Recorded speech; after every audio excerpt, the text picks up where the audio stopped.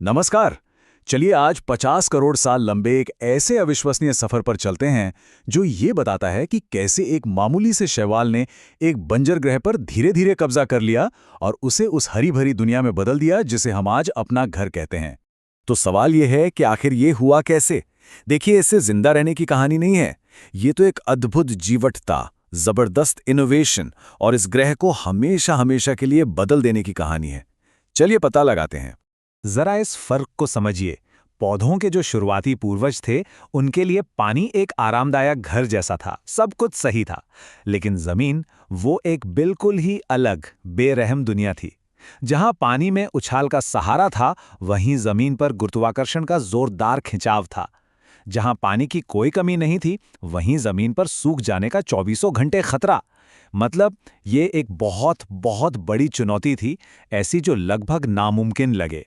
तो हमारी कहानी का पहला अध्याय है महान पलायन। ये हमें ले जाता है करीब 50 करोड़ साल पहले, जब पानी से निकलकर जमीन पर पहला कदम रखा गया था। और देखे, मजे की बात यह है कि ये सफर बिल्कुल जीरो से शुरू नहीं हुआ। पानी में रहने वाले इन पूर्वजों, जैसे कि कैरोफाइट शैवाल, के पास पहले से ही कुछ सुपर पावर्स मौजूद थे। वो सूरज की रोशनी को ऊर्जा में बदल सकते थे, जिसे हम प्रकाश संश्लेषण कहते हैं। और उनके पास सेल्यूलोज से बनी कोशिका भित्ति भी थी। मतलब जमीन पर एक नई दुनिया बसाने के लिए जो शुरुआती सामान चाहिए था, वो उनके पास पहले से ही था। तो ठीक है, पहला कदम तो रख दिया, लेकिन अब बारी थी अस्तित्व की सबसे बड़ी पहेली को सुलझाने की। चलिए देखते हैं कि कैसे जमीन पर आए इन पहले पौधों ने पानी के बाहर जिंदा रहने की जानलेवा चुनौतियों का सामना किया। जमीन पर आना कोई आसान काम नहीं था। जरा सोचिए, एक साथ 4 बड़ी लड़ाइयां लड़नी थीं। पहली, सूरज की तेज गर्मी में सूखने से बचना। दूसरी, गुरुत्वाकर्षण को मात देकर सीधे खड़े रहना। तीसरी, हवा में सांस लेने का तरीका खोजना। और चौथी और शायद सबसे बड़ी चुनौती, पानी के बिना अपनी नस्ल को आगे कैसे बढ़ाया जाए। तो इन समस्याओं का हल कैसे निकला? यहीं पर प्रकृति की जीनियस इंजीनियरिंग काम आई। पानी के नुकसान को रोकने के लिए उन्होंने एक मोमी वाटरप्रूफ परत बनाई, जिसे क्यूटिकल कहते हैं। हवा में सांस लेने और छोड़ने के लिए स्टोमेटा नाम के छोटे छोटे दरवाजे बनाए।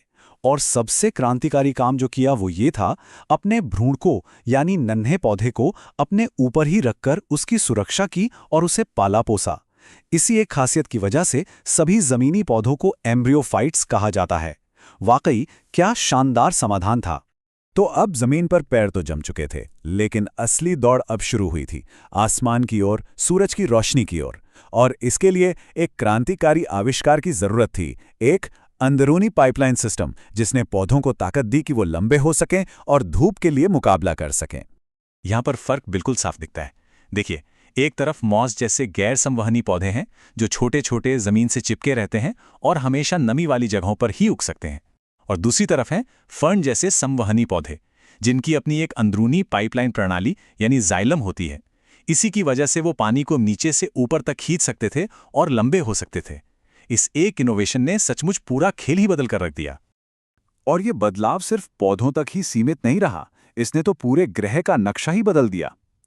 सिलूरियन काल में पहले छोटे मोटे संवहनी पौधे दिखे, लेकिन फिर एक धमाका सा हुआ और डेवोनियन काल के खत्म होते होते पृथ्वी पर पहले विशाल जंगल उग चुके थे। अगर हम भूवैज्ञानिक समय के हिसाब से देखें तो ये सब पलक झपकते ही हो गया और इसने दुनिया का चेहरा हमेशा के लिए बदल डाला। विकास का अगला कदम शायद अब तक का सबसे जरूरी कदम था, बीज का आविष्कार। ये वो चाबी थी जिसने पौधों को प्रजनन के लिए पानी पर निर्भरता की बेड़ियों से हमेशा हमेशा के लिए आजाद करा दिया। तो आखिर ये बीज है क्या? इसे ऐसे समझिए कि ये एक नन्हे पौधे के लिए एक सर्वाइवल किट या पैक्ड लंच बॉक्स जैसा है। इसके अंदर एक सुरक्षित नन्हा पौधा, उसका खाना और एक मजबूत बाहरी कवर, सब कुछ होता है। मतलब ये अपने आप में इंजीनियरिंग का एक लाजवाब नमूना है। और इससे पता चलता है कि बीज कितना बड़ा गेम चेंजर था। एक तरफ बीजाणुओं यानी स्पोर्स को देखिए, वो छोटे से थे और जिंदा रहने के लिए पूरी तरह से नमी पर निर्भर थे। लेकिन बीज, उन्हें पनपने के लिए पानी की जरूरत नहीं थी। उनके पास अपना खुद का खाना था और उनके जिंदा बचने के मौके कहीं कहीं ज्यादा थे। इसी शानदार डिजाइन के वजह से जिम्नोस्पर्म्स जैसे कि चीड़ के पेड़ लाखों लाखों साल तक इस धरती पर राज करते रहे। और फिर आई पौधों के विकास की कहानी की सबसे शानदार, सबसे रंगीन और सबसे कामयाब कड़ी, फूलों की क्रांति। तो फूलों में ऐसा क्या जादू था? असल में ये एक जबरदस्त कॉम्बिनेशन था। खूबसूरत फूल क्यों?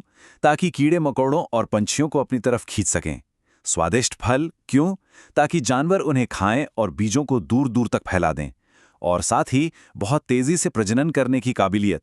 सबसे बढ़कर उन्होंने कीड़ों और जानवरों के साथ एक ऐसी कमाल की पार्टनरशिप बनाई जिसने उनकी कामयाबी को आसमान पर पहुंचा दिया। और नतीजा आज हमारे चारों ओर है।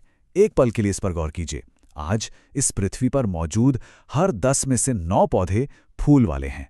90%। ये सिर्फ कामयाबी नहीं है, ये तो इस ग्रह पर एक छत्र राज है, एक अविश्वसनीय दबदबा। तो चलिए इस पूरे महाकाव्य जैसे सफर को समेटते हैं और समझते हैं कि कैसे इन सभी इनोवेशंस ने एक एक करके हमारी दुनिया को वो शक्ल दी जो आज है। तो इस पूरी 50 करोड़ साल की कहानी का सार क्या है? यही कि हर एक कदम एक बड़ी प्रॉब्लम का एक जीनियस सॉल्यूशन था। पानी से निकलकर जमीन पर आना, छोटे और सरल से बड़े और जटिल बनना, और प्रजनन के लिए पानी पर निर्भरता से पूरी तरह आज़ाद हो जाना। ये विकास का एक ही दिशा में आगे बढ़ना दिखाता है, और ज़्यादा जटिलता, और ज़्यादा आज़ादी, और ज़्यादा प्रभुत्वों की ओर।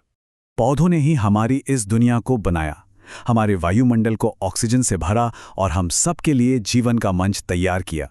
तो सोचने वाली बात यह है कि विकास की ये कहानी यहीं खत्म नहीं होती। भविष्य में क्या होगा? अगले 50 करोड़ साल क्या लेकर आएंगे? ये एक ऐसा सवाल है जो हमें प्रकृति की अद्भुत और अनंत क्षमता के बारे में सोचने पर मजबूर कर देता है।